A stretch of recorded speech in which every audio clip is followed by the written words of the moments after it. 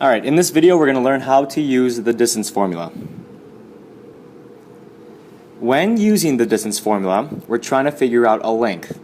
So specifically, we have a point A and point B, and we need to be able to calculate what that length is based on the two coordinates of those 2 points. So we have B, we have A, and there's a segment, or I'm sorry, a line connecting the 2 dots, which makes it a segment. So the distance is what we have to calculate. So we have our one point A, and there's 2 coordinates, or 1 coordinate. We have an x sub 1 and a y sub 1. And then for our second coordinate, we have an x sub 2 and a y sub 2. Now keep in mind, again, this little 1, the little ones here and the little 2's here are just subscripts, which basically just label the fact that there's 2 different x's that we're working with, and we can actually associate this specific x sub 2 and y sub 2 with point B. Now to figure out the distance formula, or to figure out the length of AB, you must take the square root of, now be very careful, the quantity of x sub 2 minus x sub 1 squared. So you must put the parentheses around the difference of x sub 2 and x sub 1, and you square it, plus the quantity of y sub 2 minus y sub 1 squared, all underneath the square root. Now pay close attention. Notice how when we take the difference of both x's, we've selected the second point of x. So the point B's x coordinate, x sub 2, and then we went to the A's x coordinate, x sub 1, and then we did that the same thing for y. We cannot interchange the order in which we selected the coordinates. So if you started with 1 point, make sure you start with 1 point for the y's as well. So it goes 2, 1, 2, 1, or you can go 1, 2, 1, 2.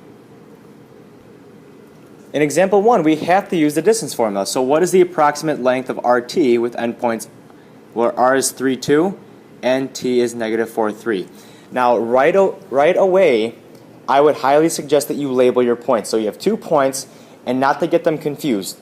So we're going to label our R's. We have x sub 1, y sub 1, and I'm going to label that in blue so we kind of see how they match with the formula we're going to use. And T, we'll label it x sub 2, y sub 2.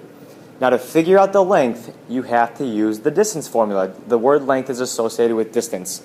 So to figure out the length of RT, that's equal to the square root of our x sub 2 minus x sub 1 squared plus the quantity of y sub 2 minus y sub 1 squared. Once you have your formula written down, I highly suggest that you always write the formula down in every problem, and then you can go back and fill in what you know. So that's equal to the square root. Now x sub 2 ends up being negative 4 minus 3 quantity squared plus y sub 2, which is 3 minus 2 quantity squared. Once you've successfully substituted all of your values into the formula, now you simplify one step at a time. So the square root of negative 7 squared, so make sure you put the parentheses around the negative sign, plus 3 minus 2 is 1 quantity squared. Okay? Keep simplifying further. The quantity of negative 7 squared, or just negative 7 quantity squared, is 49 plus 1. And then we take the square root of 50.